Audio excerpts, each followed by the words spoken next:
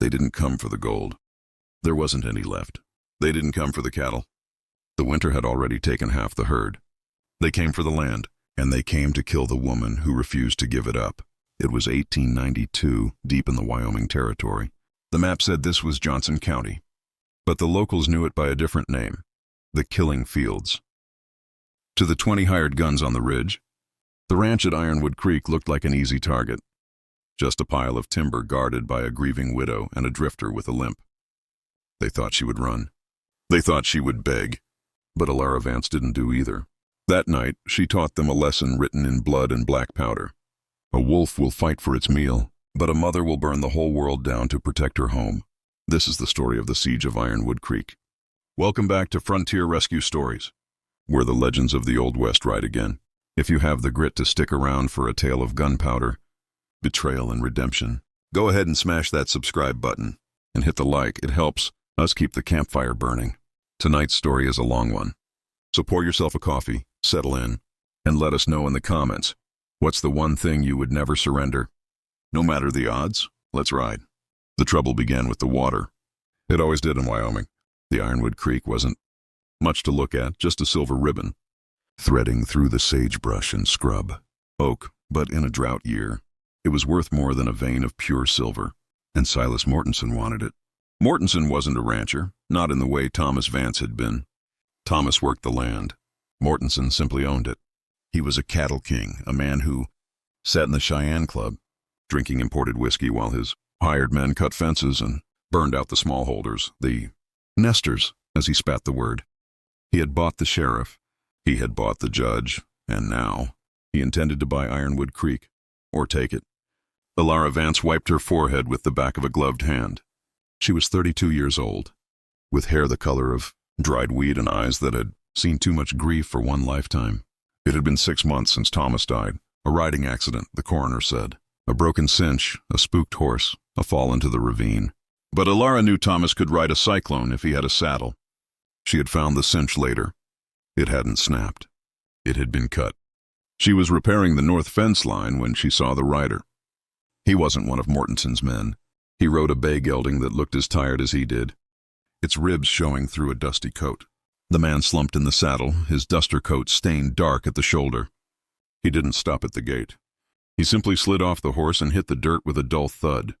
Elara didn't run to him immediately. She reached for the Winchester 73, scabbarded on her own saddle. In these times, caution kept you breathing. She approached slowly, the rifle leveled. "Mister?" she called out. The man groaned. He rolled over, revealing a face that was a map of hard miles and bad choices. A few days' growth of beard, a scar cutting through his left eyebrow, and eyes that were currently glazed with fever. "Water," he rasped. His voice sounded like gravel crunching under a wagon wheel. Elara lowered the rifle. He was no threat. Not like this. She dragged him into the shade of the cottonwoods, got water into him, and saw the wound. A bullet hole, clean through the meat of the shoulder. It was festering. She should have left him. She should have put him on his horse and slapped its rump. A widow alone on a ranch couldn't afford strays, but Elara Vance was cursed with a conscience. She got him to the bunkhouse. She boiled water. She cleaned the wound with carbolic acid while he bit down on a leather strap, sweat popping on his forehead but not making a sound. For 3 days he burned with fever. He talked in his sleep, muttered names like Lincoln and Tunstall and Bonnie, names that made Elara's blood run cold. This man had ridden in the Lincoln County War. He was a regulator, a gunman. When the fever broke, he told her his name was Jericho Cole. He didn't offer more, and she didn't ask. The code of the frontier was simple: ask no questions, and you'll be told no lies. Jericho healed quicker than any man she'd ever seen. Within a week he was chopping wood. Within 2, he was fixing the roof. He moved with a quiet, predatory economy, always positioning himself where he could see the horizon. He cleaned his weapons, a Colt single-action army and a beat-up Henry rifle every night, treating them with more tenderness than he showed himself. "You should move on." "Jericho," Elara told him one evening as they sat on the porch. The sun was setting, painting the Bighorn Mountains in shades of violet. "Trouble is coming to this ranch." "Big trouble." Jericho whittled a piece of pine, the shavings curling onto the floorboards. "Silas Mortonson?" Elara looked at him, surprised. "You know him?" "I know the type." Jericho said without looking up. Men who think the world is a pie and they're the only ones with a fork. I saw his riders on the ridge yesterday, watching. They've been watching for months, Elara said, her voice tightening. He offered to buy me out. I said no. Now he's cutting my fences, poisoning my stock. He thinks because I'm a woman I'll break. Jericho stopped whittling. He looked at her, his gray eyes unreadable. Will you? My husband is buried on that hill, Elara said, pointing to the rise behind the barn. I'm not leaving him. Jericho nodded slowly. Then you're going to need more than a fence. Mrs. Vance, you're going to need a fortress. The ultimatum arrived 2 days later. It didn't come by mail. It came in the form of a dead calf dragged onto her front porch in the dead of night. Pinned to the carcass was a note scrawled in pencil, sundown Tuesday, sign or burn. It was Tuesday morning. Jericho stood by the corral, checking the cinch on his bay. Elara walked out, her heart hammering a frantic rhythm against her ribs. You're leaving, she said. It wasn't a question. I've got my own ghosts, Elara, Jericho said, not meeting her eyes. I can't fight yours too. Mortonson has 20 men on payroll, maybe 30. This isn't a fight. It's a suicide. I saved your life, Elara said softly. And I fixed your roof, Jericho countered, swinging into the saddle. We're square. He turned the horse toward the gate. He didn't look back. Elara watched him go, feeling a coldness settle in her chest that had nothing to do with the winter wind. She was alone. Truly alone. She spent the day preparing to die. She brought the 2 remaining horses into the barn. She boarded up the windows of the main house with heavy oak planks, leaving only narrow loopholes, firing slits just as Thomas had taught her. She filled every bucket and pot with water and set them around the kitchen. Fire was the enemy. She laid out the arsenal on the dining table. Thomas's Winchester 73, the double-barreled 10-gauge shotgun, the Navy revolver, and a box of dynamite sticks Thomas had used for stump clearing, though the fuses were old and brittle. As the sun began to dip below the horizon, turning the sky the color of a fresh bruise, she sat in the rocking chair by the window, the shotgun across her lap. She waited. The silence stretched thin and taut as a piano wire. Then the ground began to tremble. It wasn't thunder. It was hooves. Many of them. Elara blew out the lantern. She moved to the loophole.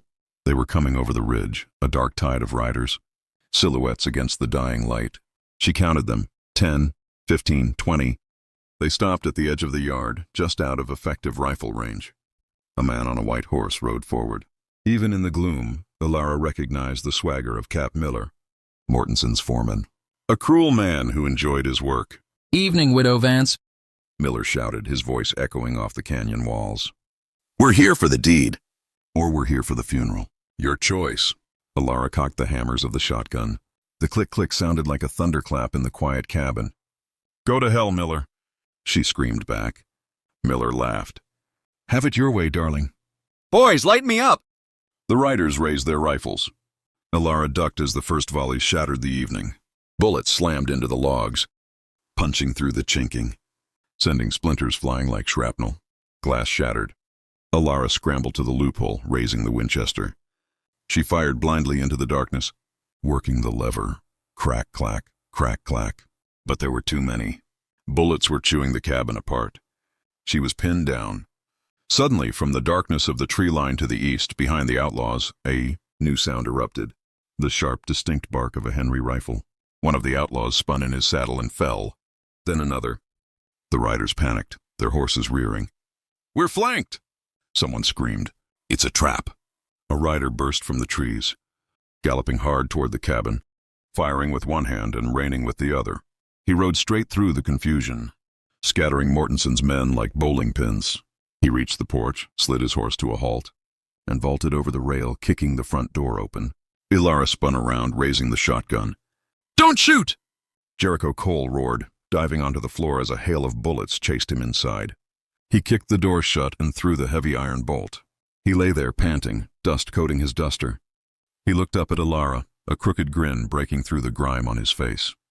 I forgot my hat, he wheezed. Elara looked at him, tears stinging her eyes. You came back.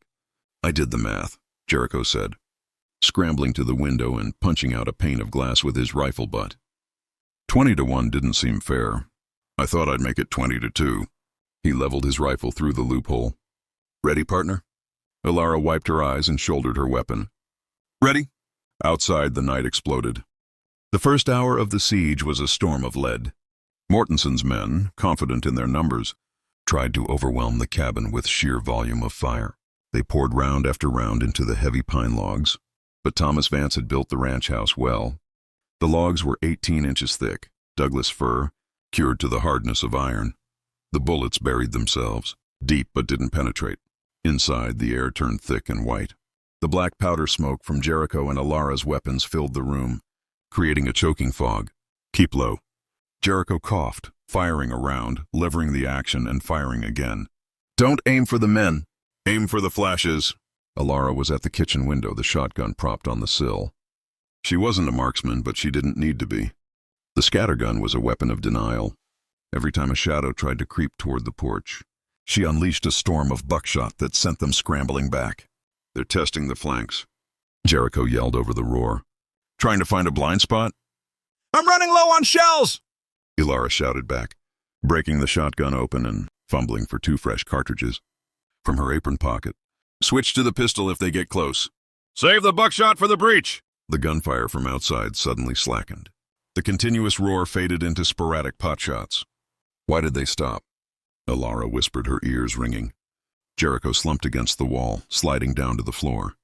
He pulled a rag from his pocket and wiped the sweat and soot from his eyes. They're regrouping. Realizing they can't just blow the house down, now comes the dangerous part. Dangerous part? Siege tactics, Jericho said grimly. He cracked the loading gate of his Colt, thumbing fresh rounds into the cylinder. Click, slide, click. They'll try to smoke us out, or burn us out. He crawled over to Elara. You okay? I'm shaking, she admitted, holding up a trembling hand.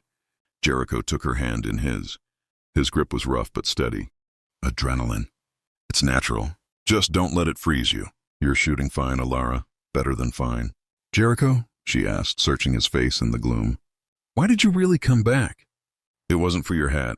Jericho looked at the door, where moonlight streamed through a fresh bullet hole. I rode with Billy the Kid, Elara, in Lincoln. I saw what happens when rich men decide the law doesn't apply to them.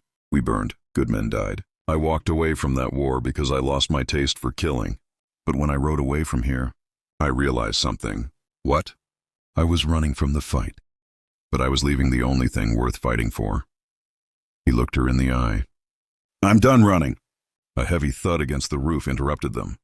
Then another. What was that? Elara asked, looking up. Jericho's face went pale. Torches. They're throwing torches onto the roof. It's slate, Elara said quickly. Thomas replaced the shingles with slate last year after the lightning storm. Jericho let out a breath he'd been holding. Smart man, your husband. Slate won't burn. That buys us time. But they won't give up, Elara said. No, they'll try the Go Devil next. The what? It's a trick I saw in Johnson County, Jericho explained, moving to the rear window to peek out. They take a wagon, load it with logs or hay bales, and push it in front of them. A moving wall. Bullets can't go through it. They push it right up to the door, shove dynamite underneath, and blow the wall in. As if summoned by his words, a shout went up from the barn, which the Outlaws had seized as their command post. Bring it up, boys, heave! Through the gloom, Elara saw it. A dark, hulking shape emerging from the barn. A wagon piled high with railway ties they must have stolen from the depot. Behind it, 6 men pushed, completely shielded from fire. We can't shoot through that, Elara said, panic rising in her throat. No, Jericho agreed. We have to stop it before it gets to the porch. He looked around the room. His eyes landed on the crate of dynamite Elara had placed on the table. The fuses are brittle, she warned. Half of them won't light. We don't need a fuse, Jericho said, a dangerous glint in his eye. We need a catapult. We don't have a catapult, Jericho. No, but we have a chimney. What? The stovepipe. Jericho pointed to the cast-iron potbelly stove in the center of the room. If I climb up on the roof, I can drop a bundle down the chimney? No, that's suicide. Wait. He looked at the flour sacks in the pantry, then at the kerosene lamps. Molotovs? Elara asked. She had read about them in newspapers from Europe. Fire against fire, Jericho nodded. If we hit that wagon, the railway ties are soaked in creosote. They'll burn like the gates of hell. If the wagon catches, the heat will drive the men back. They're almost at the gate, Elara warned. The lumbering wooden tank was 50 yards out. Start pouring, Jericho commanded. They worked in a frenzy, tearing strips from Elara's linens, stuffing them into mason jars filled with coal oil. It was messy, desperate work. "I'll go to the loft," Elara said. "I have the high ground." "I'll draw their fire from down here," Jericho said. "When I start shooting, you throw. Don't miss." Elara scrambled up the ladder to the loft. The air up there was hot and thick with smoke. She crawled to the dormer window. The go-devil was 30 yards away. She could hear the men grunting with exertion. "Ready?" she whispered to herself. Downstairs, Jericho kicked open a loophole shutter and unleashed a rapid-fire barrage with his Henry. Bang! Bang! Bang! He aimed for the wheels, trying to splinter the spokes. The outlaws returned fire, concentrating on the lower windows. "Now, Elara." Elara lit the rag. She swung the window open. She leaned out, the cool night air hitting her face. She threw. The jar tumbled end over end, a streak of orange in the dark. It smashed against the top log of the wagon. Whoosh! Blue flame washed over the wood, but it didn't catch. The creosote was old. "Damn it!" She lit the second one. "Push! Push!" Miller screamed from behind the wagon. "Almost there!" Elara threw the second jar. This one hit the ground right in front of the wagon wheels. The oil splashed up onto the dried hay packed between the logs. The hay ignited instantly. The fire climbed the face of the wagon in seconds, feeding on the tar and wood. The men pushing the wagon suddenly found themselves behind a wall of fire. The heat was intense. They screamed, letting go of the wagon to scramble away from the flames. Without the men holding it, the wagon, which was on a slight incline, leading to the house, began to roll backward. "Look out!" Miller shrieked. The burning wagon rolled back toward the barn, gathering speed. It was a chariot of fire, careening straight into the corral fence where the outlaws had tied their horses. Panic ensued. Horses broke their tethers, stampeding into the night. The outlaws scattered as the wagon smashed into the water trough, hissing and spitting steam. "We did it!" Elara cheered from the loft, but her celebration was cut short.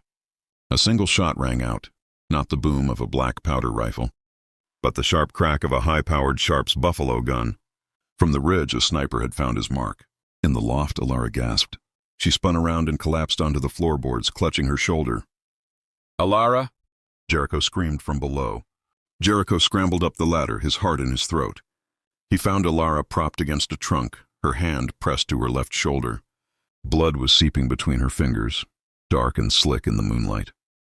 "I'm okay," she gritted out, her face pale as milk. "It's just a graze." Jericho pulled her hand away. It was messy, but she was right.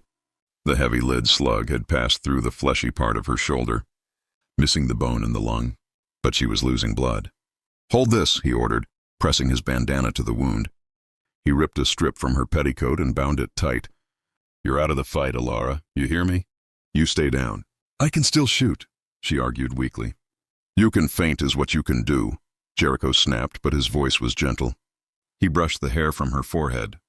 "You bought us time. The wagon is gone. Their horses are scattered. They're disorganized." "For now," Elara whispered, "but they still have the numbers. And that sniper." "I know," Jericho said. "A Sharp's shooter. Probably 500 yards out on the ridge. He can pin us down while the others creep up." They sat in the dark of the loft, listening to the enemy regroup. The adrenaline was fading, replaced by the dull ache of bruises and the biting cold of the night. "Jericho," Elara said softly. "If they take the house, they won't. If they do, don't let them take me. You know what they'll do." Jericho looked at her. The steel in her eyes broke his heart. He pulled his Colt, checked the cylinder, and handed it to her. 6 rounds, he said. 5 for them. 1 for... He couldn't finish the sentence. "I know," she said, gripping the cold steel. Jericho moved to the window. He scanned the yard. The fire from the wagon was dying down to embers. The moon was high now, illuminating the kill zone. "I have to take out that sniper," Jericho muttered. "As long as he's up there, we can't move. We can't escape." "Escape?" Elara asked. "I thought we were defending." "We're bleeding, Elara. You need a doctor. We can't hold out another day. We need to break the siege." "How?" "The sniper sees everything." Jericho looked at the dynamite crate again.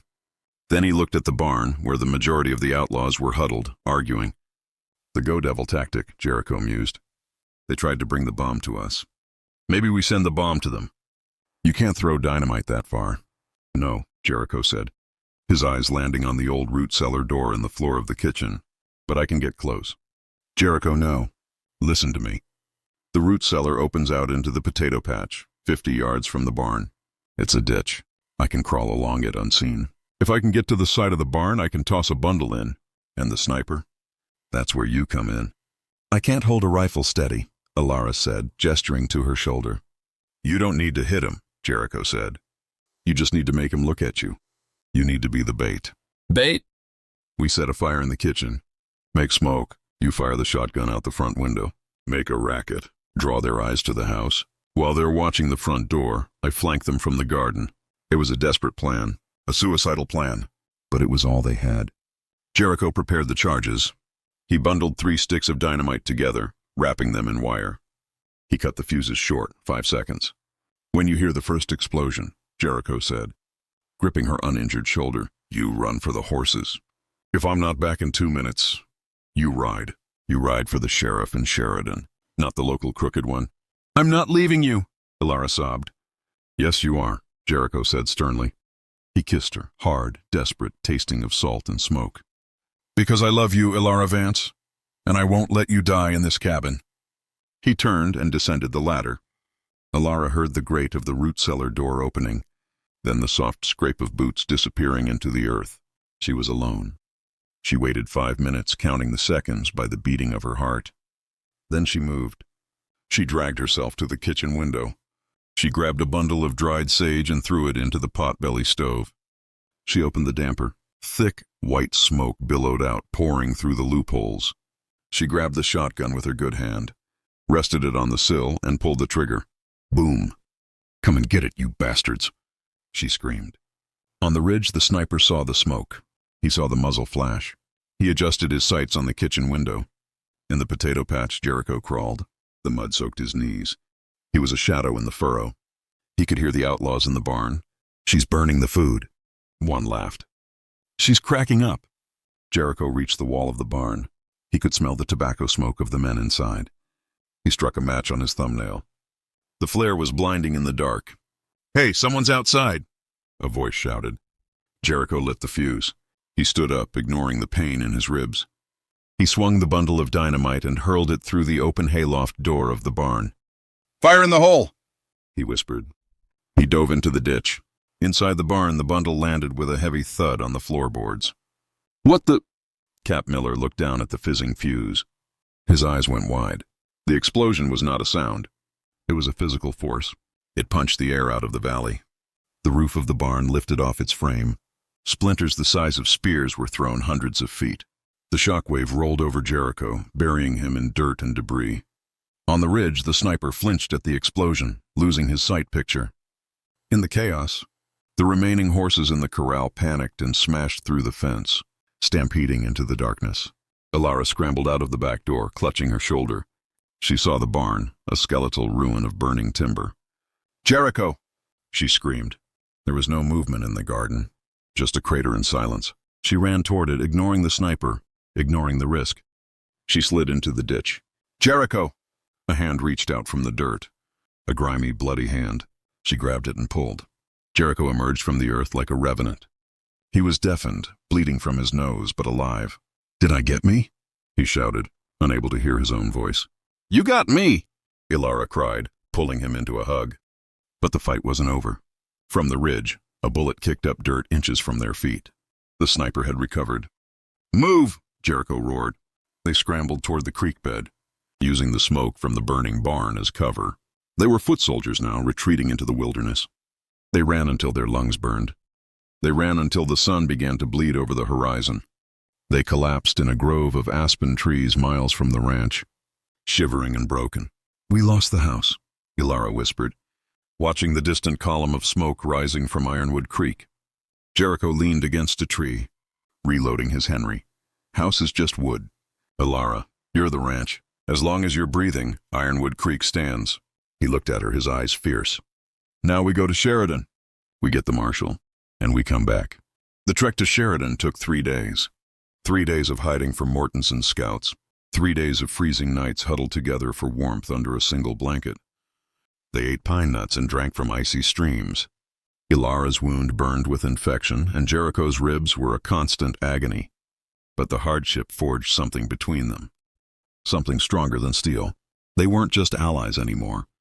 They were two halves of the same soul. When they stumbled into the marshal's office in Sheridan, they looked like ghosts. The U.S. Marshal, a stern man named Dillon, listened to their story. He looked at Elara's wound. He looked at Jericho's face, a face he recognized from wanted posters of the Lincoln County War. "I know you, Cole," Marshal Dillon said, leaning back in his chair. "There's a price on your head in New Mexico." "I know," Jericho said, placing his gun belt on the desk. "I'm turning myself in. But first you take down Silas Mortonson. You go to Ironwood Creek. You see what he did." Elara stepped forward. "He saved my life, Marshal. If you hang him, you hang justice." Dillon looked at them. He saw the bond. He saw the truth. "I can't ignore a warrant, son," Dillon said. "But New Mexico is a long way away, and I'm short on deputies. Seems to me if a man were to help me arrest a corrupt cattle baron, I might forget to mail that telegram to Santa Fe." Dillon gathered a posse. 30 men, hard men. They rode out at dawn, with Jericho and Elara at the lead. They arrived at Ironwood Creek 2 days later. The ranch house was scorched but standing.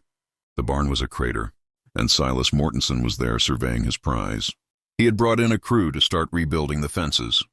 When the posse crested the ridge, the same ridge where the Outlaws had gathered, Mortonson looked up. He saw the badges. He saw the rifles. And he saw the widow Vance sitting tall in the saddle, her bandaged arm in a sling, her eyes cold as winter ice. "Silas Mortonson," Marshal Dillon boomed.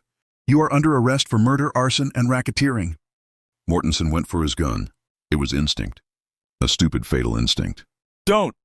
Jericho shouted. But Mortonson drew. Jericho didn't wait. He didn't draw his own gun. He raised the Henry rifle he had carried all these miles. Crack!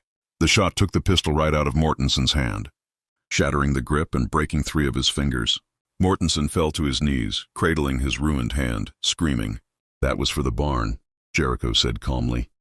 The posse descended. Mortonson's hired men threw down their weapons instantly. They were bullies, not martyrs.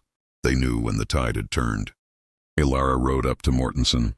She looked down at the man who had tried to take everything from her. "Get off my land," she said. "I own this valley." Mortonson spat, sweat and pain twisting his face. "You own nothing," Elara said. "You're just a trespasser." The marshal hauled Mortonson away in irons. The posse began to disperse, setting up camp to process the prisoners. Elara and Jericho stood on the porch of the battered cabin. They looked out over the valley. It was scarred. The fences were down. The barn was gone. But the creek was still running. The mountains were still standing. "It's a mess," Jericho said, looking at the blackened logs of the house. "It's a fixer-upper," Elara corrected him, a tired smile touching her lips. She turned to him. "Marshal Dillon said he needs deputies. Said he could use a man who shoots like you." Jericho looked at the badge the marshal had tossed him. Then he looked at Elara. He looked at the land. "I think I'm done with guns, Elara," he said quietly. "I think I'd rather build barns than blow them up." Elara took his hand. "Good, because we have a lot of work to do." They say the winter of '93 was the hardest on record. But at Ironwood Creek, the fire never went out. Jericho and Elara rebuilt the barn, log by heavy log. They repaired the fences. They healed. Jericho Cole, the drifter, the regulator, the man with no past, found a future. He married Elara in the spring, under the cottonwood tree where he had first fallen from his horse. Marshal Dillon stood as the best man. The ranch flourished. Not because of the cattle, but because of the people. It became a sanctuary, not just for them, but for others who had been chewed up by the frontier. They took in strays, orphans, drifters who needed a meal and a second chance. And every year, on the anniversary of the siege, Jericho would walk out to the potato patch. He would stand by the depression in the earth where the root cellar used to be. He would smoke a cigarette and look at the ridge. One evening, years later, Elara joined him. Her hair was gray now, but her eyes were still sharp. "Thinking about the war?" she asked. "Thinking about the odds." Jericho smiled, putting his arm around her. 20-2. "We were lucky," Elara said. "No." Jericho kissed her temple. "We were right. And sometimes in this world, that's enough. They say the West was won with a Winchester. Maybe that's true. But Ironwood Creek wasn't saved by a gun. It was saved by a woman who wouldn't bend. and a man who finally found something worth standing for. And if you go there today, they say you can still find pieces of a burnt wagon in the soil, a reminder that even the darkest night eventually bows to the dawn. What a journey, folks. That was the Siege of Ironwood Creek. If that final showdown got your blood pumping, do me a favor and hit that like button. It really helps the channel grow. And I have a question for you. In the heat of the siege, Jericho chose to use the dynamite. Was that a brilliant tactical move or too risky? Let me know your thoughts in the comments below. If you want more stories of survival, courage, and the untamed West, make sure you're subscribed and have that notification bell turned on. We have a new legend waiting for you next week. Until then, keep your eyes on the trail.